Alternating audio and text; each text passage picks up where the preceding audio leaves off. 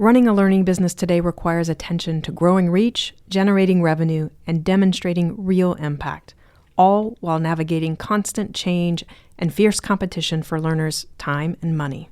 To help, we've curated a collection of free resources for learning business professionals. You'll find frameworks, briefings, and reports, webinars, and tools focused on strategy, portfolio design, pricing, marketing, and more, all created specifically for organizations that sell continuing education and professional development. If you care about building a stronger, more sustainable learning business, visit leadinglearning.com/free resources. That's leadinglearning.com/free resources for practical tools and strategic insight to help you grow your reach, revenue, and impact.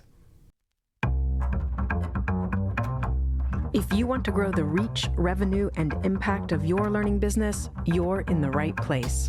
I'm Celisa Steele. I'm Jeff Cobb, and this is the Leading Learning Podcast. Most professionals aren't searching for training. They're searching for answers to problems. For learning businesses trying to market their offerings, that distinction makes a real difference. Our guests in this episode, number 482, are AIIM Michalski and Shelly Strickland of the Association for Intelligent Information Management. Amy is AIIM's Chief Business Development Officer, and Shelly is Marketing Manager.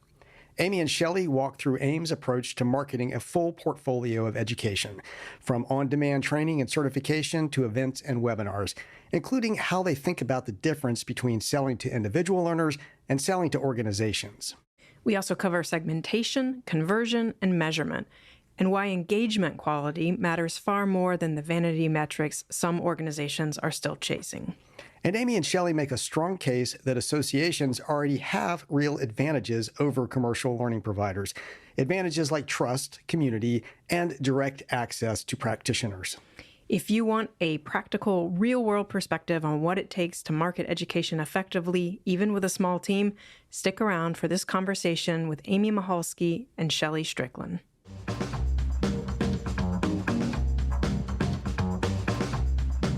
For listeners who may not be familiar with the Association for Intelligent Information Management, would you give us a short explanation of what AIIM does? Amy, I'm going to ask you to do that. Sure, happy to. AIIM is a global community. We're focused on both intelligent information management and then helping those organizations become AI ready. So our name, AI plus IM, really fits what we're doing. Everybody's really racing at this point to implement AI. But the reality is, if information is everywhere across your organization in multiple systems and isn't labeled accurately, nobody really knows what's governed and what's not. AI can quickly become more of a liability than an asset. So what we really do and what we're trying to help our community do is help them get their information house in order. And we do this through training. We offer certification. We have multiple events, both virtual and in person. And we have a really strong community of practitioners who are trying to solve these same challenges together. So I know that all that AIIM does is done with a small but mighty staff, just 5 staffers to run the full portfolio, including certification, events, on-demand courses, webinars. Shelly, as marketing manager, you're doing, I presume, a lot of the heavy lifting on marketing those education offerings. So paint for us a picture of what marketing at AIIM looks like. Who are you trying to reach? What channels are you using? And what does the toolkit that you're using look like on a day-to-day basis? Sure. Well, marketing at AIIM is definitely wear a lot of hats environment, but it's also what makes it very exciting. So with the small team, there's no room for silos. Everyone contributes to the organization and marketing, which means balancing strategy, execution, analytics, communication, and customer experience all at once. So my role touches on every part of that learner's journey. On any given day, I could be building campaigns for certification or promoting webinars, virtual training, managing conference marketing, writing email copy, updating the website, creating social campaigns, and even troubleshooting registration works well. It's very hands-on, and but it gives us the ability to move quickly and stay connected to our audience. So our audience is primarily information managers. That includes record managers, information governance leaders, compliance professionals, legal teams, IT leaders, and content managers.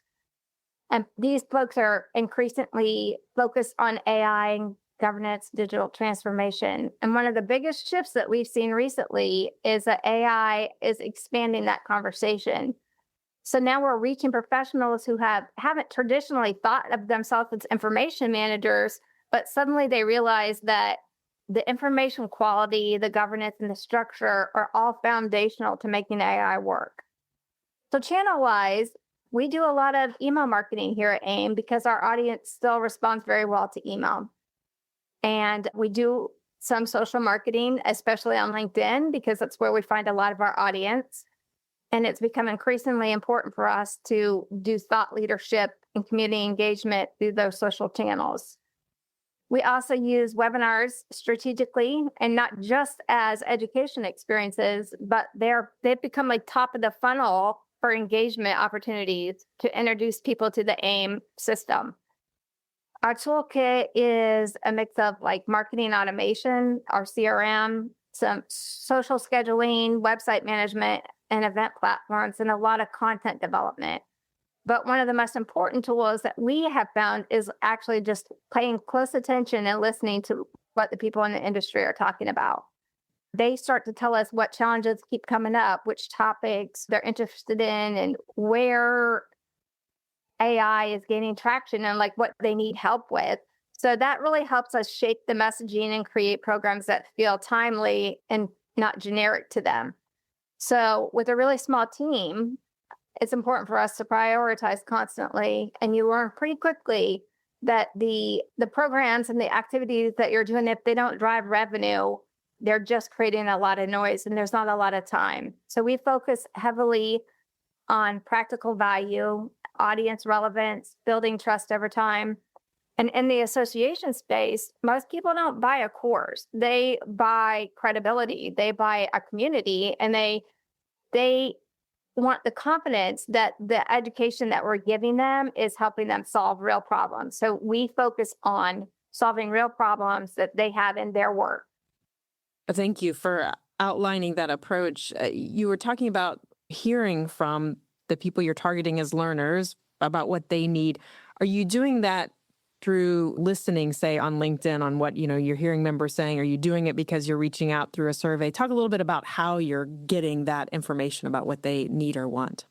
Sure. A lot of it is we do survey. Like after we have every webinar, after we have every event, we send out a survey to them. And then not only do we look at the survey results, we try to pivot based upon what those results are saying. So if they're saying they have too much of this, then we stop doing that and we focus somewhere else. But a lot of the things is just keeping up to date with what's going on LinkedIn with people that are in our community. So, as a company, we follow our members on LinkedIn and different platforms, and we see the things that they're talking about. We see the pain points, we see the frustrations, and a lot of that education that we come up with is based upon those things that they're saying are a pain point for them.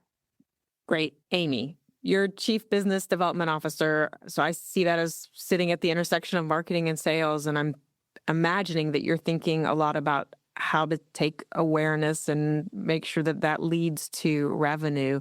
So talk about how you and Shelly divide and coordinate the work, and how do you think about the overall go-to-market approach for AIIM's learning portfolio? Good question. Yes, that's one thing that at a high level, we really have. Shelly is more focused on the individuals with membership, training enrollments, event registration, and everything that she just described that's involved with that, our website design, all of it. When I focus more on the organization itself, things like team training deals, group certifications, like our CIP, Certified Information Professional, and sponsorships, which is a big component of our revenue. But honestly, there really is a lot of overlap in a good way. We collaborate often. We're on phone calls multiple times during the week together, building our content strategy, our messaging, what's our plan for this week, how can we bring new people into the AIM community. For example, right now we're working on rebuilding our new contact sequence, and we're also working on a re-engagement campaign because we realize that our old approach, it's a little outdated, a little bit more too transactional. So we want to do some more segmentation and make it more personalized for each individual. And then naturally, there's a handoff process. So if I start seeing, for example, multiple people from the same organization downloading content or attending one of our webinars or showing up to events, then that usually means it's my time to reach out and have a conversation. And what I'll do is I'll get on a exploration call with them to try to understand what problems they're trying to solve, why they're having team members go to multiple activities from AIM. And from there, I'll put together a customized proposal that makes sense for them. Sometimes it includes items like team training. Other times, maybe it's a bulk purchase of our certification exam. And then many times it's a sponsorship activity. And sometimes it combines all three. And with that, Shelly's really building the awareness and trust at the top of the funnel. And I'm helping turn that interest into hopefully a longer term partnership and revenue. Thankfully, our CRM system helps us stay coordinated. So we're not stepping on each other's toes and we know who's doing what. Running a learning business today requires attention to growing reach, generating revenue, and demonstrating real impact, all while navigating constant change and fierce competition for learners' time and money. To help, we've curated a collection of free resources for learning business professionals.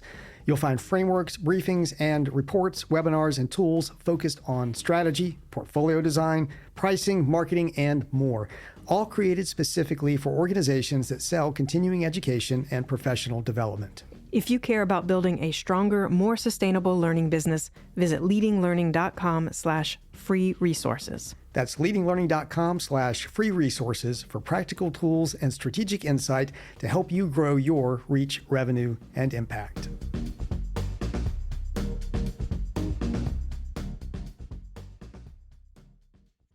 So I think that direct-to-consumer marketing, especially of on-demand content, so a little bit less of what you were just talking about, Amy, a little bit more what Shelly was talking about a bit before. But I think that's something that a lot of association learning businesses genuinely struggle with, actually managing to connect with those prospective learners. Getting attention is just very tough these days. So Shelly, I would love to hear a little bit more about some of AIM's approaches to marketing that online training library. What does that look like? Have you found things that help you actually move the needle in terms of, getting people to read and then convert? Sure. One of the things that AIM has learned over time has been that we don't market our training as like an on-demand. We do say it's an on-demand library, but we sell more of the outcomes of that. So instead of being, here's our library, we say, here's what we have that can help you solve this problem. So it's about solving their immediate problems and how to help them move forward in their careers or their organization, because our attention span is really short and there's people everywhere with training and competition is everywhere. And most professionals are just so overwhelmed that they don't go out searching for, like, I want training. They're searching for, how can I fix this? Or how do I do this? And so that's kind of how we focus our marketing to them is, what is it that they need help with? And what do we have that matches up to the thing that they need help with? So what a big part of what moves the needle for us is, again, relevance and timing. We focus on topics that have real urgency in our market, like AR governance or M365. There's a lot around security and automation right now. But again, these people aren't searching for training. They're searching for how do I actively solve that problem? And then we build our marketing around that pain point first and foremost. And then we also try to make it feel like less transactional and more like it's connected to your personal growth. And instead of positioning A Plus Pro as just a content library, we position it as like, here's your career development path. Here's what you can do to grow in your career. Here's the things that you need to know to get certified. Or so they want more outcomes than they do content. And so we very much focus all of our marketing on what that outcome will be for them. Another thing that we've done is we leverage live experiences like our on-demand webinars, like our conferences and workshops and things like that, that we don't necessarily use them as here's a webinar, now buy our training. It's more like here's our webinar and here's some of the other things that we do. And then by getting their foot in the door and building that credibility with them, then we're able to say, if you want more help going towards this path, we have all these things here that can help you. And then one of the last things I would say is that being consistent with them is what really matters. We really test our messaging. Sometimes a webinar title, switching a webinar title might be the easiest thing to switch your marketing, right? So it's the same webinar, but how you message that to them in a way that helps them overcome their pain point is what we try to do. So being a small team, it's really a nice thing that we can switch that on a dime. So we can put up a webinar, and if it doesn't have the conversions that we're looking for, the next week we can change that webinar. And it's very easy to do when you're in a small team, and it's a little bit harder when you're a big team, but we focus really quickly and nimbly on what messaging reaches that right person. Shelly, you've been talking about kind of the individual learner and sending those emails, making sure that you're trying to align to their pain points. Amy, let's talk a little bit more about kind of that other side of the equation, more of the B2B side in terms of corporate or institutional buyers. What does that look like? You shared, I think, some of it, but when you're approaching those prospects, how do you think about that B2B sale differently than you think about reaching those individual learners like Shelly was just explaining? Yes. So Shelly really has to segment and put individuals in buckets based on the needs that they have, where for corporate sales and B2B, it's individualized and it has to be. So it's reaching out and really understanding your audience's needs one-to-one. For example, there's a huge need right now around AI governance when they're trying to get their data ready for AI. And an example that was just recently, I'm meeting with a government agency, and they have a real need for an AI data readiness type workshop. And we offer workshops, but we didn't have anything specific for them.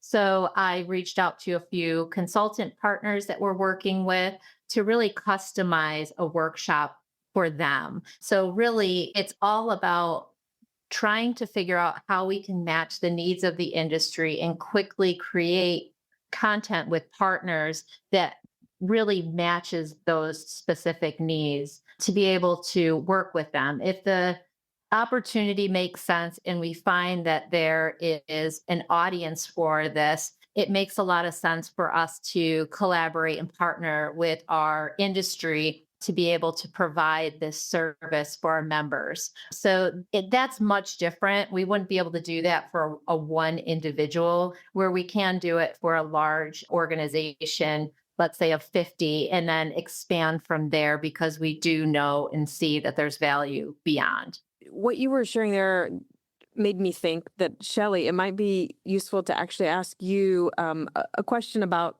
the segmentation of those individual learners. Can you talk a little bit about how you think about the segments, what those segments look like for AIIM? Sure. Some of the segmentation comes with what they actually click on our website. So what it was that drove them to fill out a form.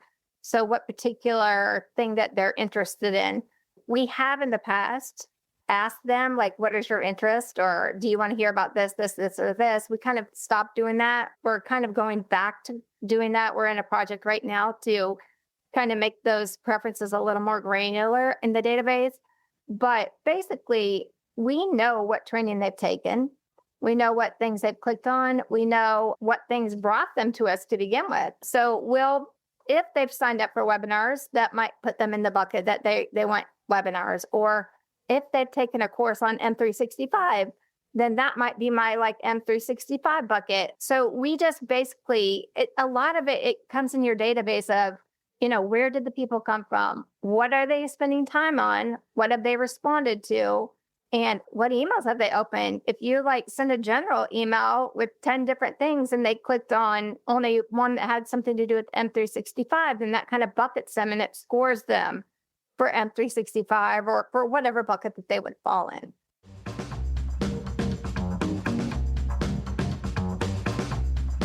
I would love to talk about measurement. And I know that a lot of learning businesses, I think, struggle with knowing, what is it right to measure? What are appropriate targets? So Shelly, would you talk a little bit about what measurement looks like at AIIM? What metrics do you track? Are you setting explicit targets? And is what you learn from that, have those numbers actually changed then how you work or what you offer?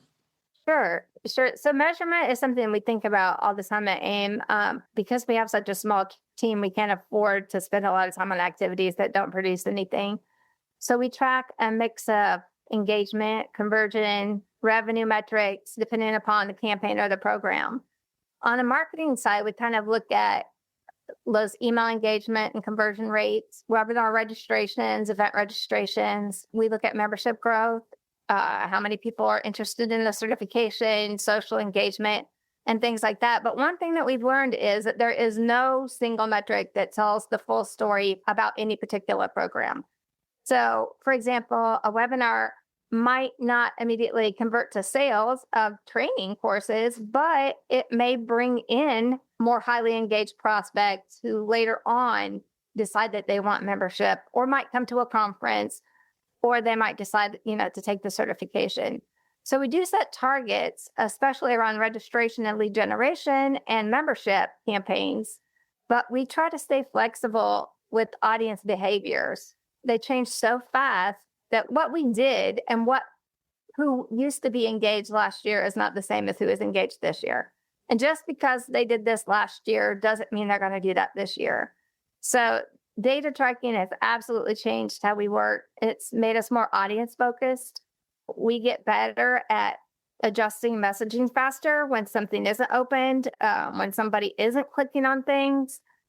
And sometimes even just a small change of positioning helps those metrics go up. And so it's very much about paying close attention to everything that you put out there to see how well it works across the board. But I think the biggest lesson for us has been that engagement quality matters a lot more than like vanity metrics. So open rates and all of that don't really hold the same value as they used to. What holds more value is, are people really clicking through? Are people really attending the webinars? And how engaged are the people that we do have? So it's much better to have a small audience of highly engaged people than it is to have a huge audience of just people out there who never open or interact whatsoever. So let's talk a little bit more about conversion, because I think that's a pain point for a lot of learning businesses. You can perhaps get traction on generating awareness or get someone to sign up for and to come to that free webinar, but then getting them to kind of move from that general awareness or that free offering to a paid one can be a bit of a hurdle. So Amy, how are you all thinking about moving people from kind of that just aware and interested to actually enrolled? This is really where intentional nurturing makes all the difference, not just because not everyone who shows up, like you said, to a free webinar is like, oh, yep, sign me up. And that's okay. We're happy to have them as part of our community because it helps us fulfill other goals. And even though they're not ready today, doesn't mean they won't be ready in a couple months from now. Needs change, what we're offering changes. Shelly touched on how we segment, and segmentation is key. Sometimes we have to just make sure we're announcing something like a new event to everybody, but we have the best opportunity when we can personalize and segment to specific audiences. We do this by topic, by engagement, by location. So for example, by topic, we know if they're interested in something that's AI readiness versus maybe more general information management or records management, we can share different messaging with those two audiences. Also by engagement level, this is the big one. So for example, if we are trying to get some more people to join membership or take our certification, we'll really take a look at those that maybe were doing a lot of engagement with us in the past, have been a past member, have been looking at CIP opportunities. That will be our lowest hanging fruit. So we'll definitely send them a personalized message, maybe give them a discount and get some of those to convert into a sale. And then we just started re-offering regional events, and we're very specific about the audience. We want to make sure that they're local to that specific area. We make it free to attend. And then a lot of times what works is ensuring that we're sharing the other types of people that are going to be there, because the key to joining AIM is just the community, the sense of community, like minds that can share ideas and get their answers heard and get their solution or their business pain solved. And then one thing that also works is reducing the risk. We emphasize the community side. Like I just mentioned, these memberships, the membership for AIM includes meetups, peer connections, cohort groups, book clubs, invitations to these regional events. People don't want to just consume content without engaging or having a course library. They want to know that there's a group of people like minds trying to solve the same problems. And then if you look at what I'm more focused on, like training partnerships, we'll provide, like after having that consultative call, if one of our on-demand training really makes sense for them, I'll offer those key decision makers a trial to ensure that the content quality fits and the content itself fits what they're actually looking for before they commit. So the key is really meeting people where they are. Someone who just discovered us last week needs a very different type of conversation than somebody that, let's say, has been consuming our content for a year. So yeah, it's less guessing and hoping it sticks and more just using the data and having much better conversion rates. You mentioned in part of your response, Amy, the importance of nurturing and, kind of making sure to send some personalized message, make sure to follow up with that. You're a staff of 5, though. So talk a little bit about how things like those nurturing and those personalized messages happen. I assume you're relying some on technology to help with that process. Yes, and that's something that we always set up on workflows in our CRM, and we're in the process of updating these. So if, let's say, for example, they do this, then they'll get this type of follow-up. So we're working to intentionalize this even more so we can ensure that we're reaching them at the right time with the right message versus just blasting and blasting. So really, like, for example, if they just took the CIP practice exam, we want to make sure that we follow up based on how they did. And if they haven't already purchased the exam, that's a great time to touch base with them to see if they want to get additional training or if they're ready to purchase the actual exam, and then sometimes offer an incentive to do so. Shelly, I would love it if you could maybe tell us about a specific marketing initiative or campaign or experiment that you feel like really delivered, something that you could point to and say, hey, that actually really worked. One of the best campaigns that we've done at AIM was something that we put together on the fly after there was a big mandate that came down from the government on how things are being regulated in a certain industry. And so when that happened, we could see all the chatter that was happening around it and all the questions around it. So we pulled together a webinar with the people, the professionals that are having the pain points, and we threw that together in under a week. And we didn't have some big polished campaign.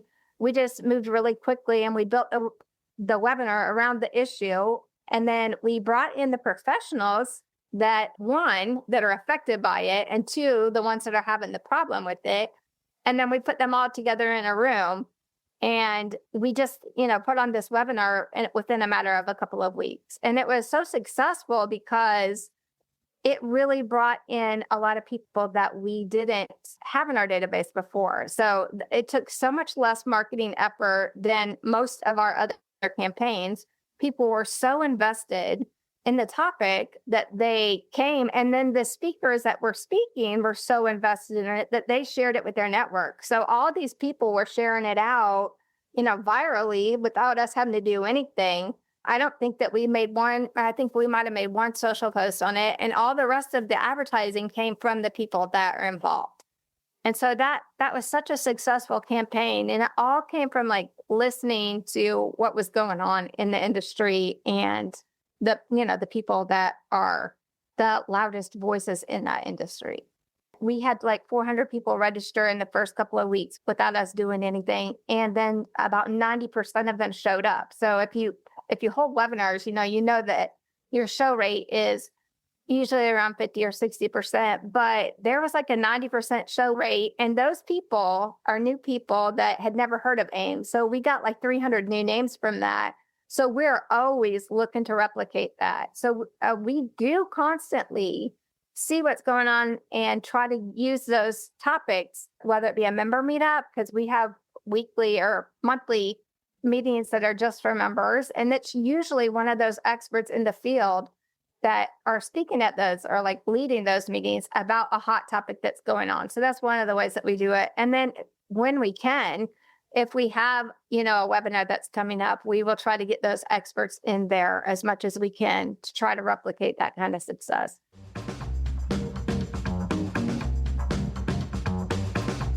Amy, I would like to ask you about what you're seeing that's changing in terms of how you market and sell the educational content that AIM makes available.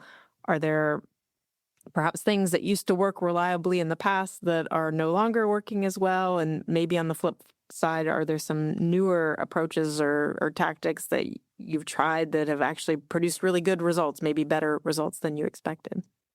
Sure. Yeah. And before I talk about kind of our tactics and how we had to shift in the way we sell, we also had to shift in what we actually offered, because what we found is that nobody really wants it. And when we're talking about educational content, we're talking not only about training, we're talking about events, because content is everywhere. And that's what we're really sharing with our audience. So nobody really wants like a PowerPoint lecture anymore. They want hands-on interactive learning where they're actually doing something and being able to engage. So we completely rebuilt our annual event last year around a concept that we call intentional engagement. This is more cohort-based learning, workshops and interactive sessions, and then lots of networking type opportunities. Even our virtual training moved to workshop style with a sandbox environment. So if, let's say, you're looking to learn more about Microsoft Purview, you're not just listening to somebody talk about Purview, you're actually clicking around, trying it yourself. People want practical how-to training and sessions, not just theoretical deep dives. So the other shift is really topic. So we took our opportunities. We've been talking a lot about AI data readiness and then specific tool training like M365, Purview governance. So those are really resonating with our audience. So once we were able to determine what the community really wants, it shift our messaging to come to our opportunities. We're not the same type of conference, or we're not offering the same training. So that is our unique differentiator. It's funny, we just had our annual event a couple of weeks ago, and so many people came up to me just saying, I love this event because I come in knowing some people in this audience, because we have these cohort meetups with the attendees prior to even being on site. So they feel connected and they have some homework to do ahead of time to come up with their business issues that they're trying to solve. So they come there ready to ask these questions, and we give them ample opportunity to engage and get those questions specifically answered. So it's helped us be able to market because I can use those one-to-one emails, or what Shelly's doing. She can really focus on the engagement piece for those events and those workshops to share how we're different. So it's super important. What I'm getting at is that it's incredibly important to keep up with what your audience wants and what works. We were struggling before we changed this model with our event, changed some operational things too. And now we're seeing a lot more success. It's working, which is exciting. That is exciting. And it sounds like you're really doubling down on community and the access to peers and also the hands-on aspect of it, getting to do something. But yeah, we know how important both the social side is with good learning as well as the being able to actually apply it and try it out. Yes. And we're also we used to try to do everything ourselves. We're now really working with our community to help.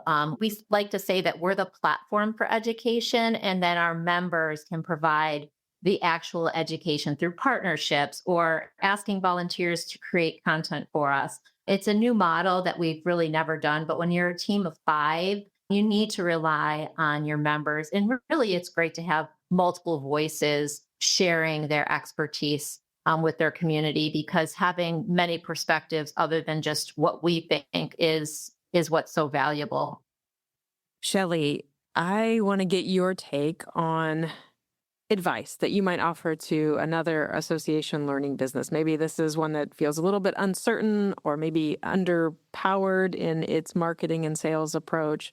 So if, based on your years of experience and in different industries and now at AIIM, where would you tell them to focus to try to get some better results? Sure. I would tell them to stop underestimating the value that they already bring to the table. So associations have many of these commercial learning companies beat because they already have the trust, the community, and direct access to the professionals or the practitioners who are living their challenges every single day. So a lot of organizations feel underpowered because they think that they need big budgets or big teams. But honestly, relevance matters a lot more than scale does right now. And associations seeing the best results are the ones that stay close to their audience and who can respond quickly to what people are struggling with in the moment. And then I also would encourage them to stop marketing courses as products and start focusing on outcomes. Most people are not waking up thinking, I want training. They're thinking, I need help figuring this out. And I don't know how this works. And I need somebody to help me figure out how it works. So the more directly you connect to your education to their real world problems, the stronger that engagement will be for them. And then that credibility is earned, right? And then your business will grow from that. And another thing, I think you can't wait for things to be perfect before you get started. Some of the most successful things that we've done were fast and practical, and they were built around what the industry needed. And people and organizations pay attention when you show up with that timely message. Like, they're going to seek you out when you deliver answers for them.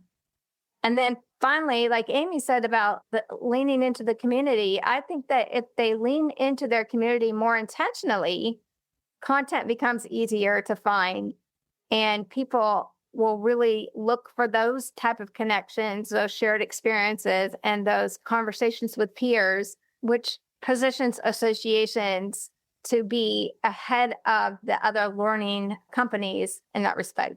They are looking for people that are doing the same job as them, that can help them do it the right way. And that credibility is what they need to focus on. I want to ask you both about how you approach your own lifelong learning. This is the Leading Learning podcast, so we always like to talk to our guests about that. So I would love to know some of your specific habits or practices or sources that you use as you continue to grow professionally and personally. So Amy, how about I ask that of you first?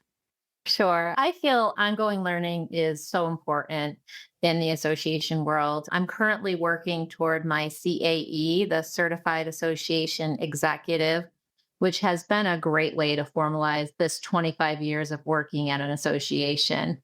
But my best learning happens in a community. I'm part of PAR, the Professionals of Association Revenue, and I serve on their leadership advisory board. And also internally, I learn every day from our CEO, Tori Miller-Liu, who's very instilled in the association world, and other staff, as well as our board members, sponsors, training partners, and own AIM community. I just really love hearing different perspectives and learning just how different people tell me different types of information. And then it helps what we're offering at AIM and think of things differently of how we sell them. Some of my best growth comes from being willing to learn in public. For example, I use AI tools daily to manage this large revenue portfolio. I presented at PAR, even though I don't know all the answers, and I was a little bit nervous the first time I did it. Like, what I found is that sometimes the best conversations happen when you're a little messy in the middle of learning alongside everyone else and admitting that I don't know everything, I'm learning, and I want to learn from you as well. And then outside of work, my hobby is photography, and that really helps keep my creativity sharp and at AIM. So I'm always looking for that right angle, the right framing, and what to include and what to cut. Kind of cheesy, but it does play a part. So I think that mindset directly helps with business development. Thank you, Amy. Shelly, how about you? How do you go about approaching your own lifelong learning? Well, I think that I have the mindset of always be learning. Like, I'm always willing to learn and adapt to the new things that are out there. I love new technology. I love testing out the new things. And I think that if you have a fear of changing, that you fall behind so quickly. So for me personally, I'm a hands-on learner. I do my best, not by reading, but actually getting my hands in there and getting dirty with things. I like to test things and break things and experiment and see how they work in the real world. And a lot of learning that I have comes from that, just being willing to try something before I fully know how it's going to work out. I also think that one of the mindsets that I have for learning is, and I tell my sons that I homeschool, I tell them this all the time, the first thing to learning is the willingness to be able to learn. So if they're not willing to learn something, they're not going to be able to learn it. They have to set their mind that they're willing, at least willing and open to trying. And then all the rest of it comes. You know, the ability comes later, but the willingness has to start. So I think people need to be less afraid of failure. And some of the biggest learning things in my career have come from getting in there and things didn't work perfectly. And you learn really quick what to do different the next time. So I think if you just can't be afraid to ask questions, you can't be afraid to fail, and you can't be afraid to adjust your opinion of what you thought something was. So I think, again, flexibility and change and getting in there and doing it is, I think, the most important thing to learning.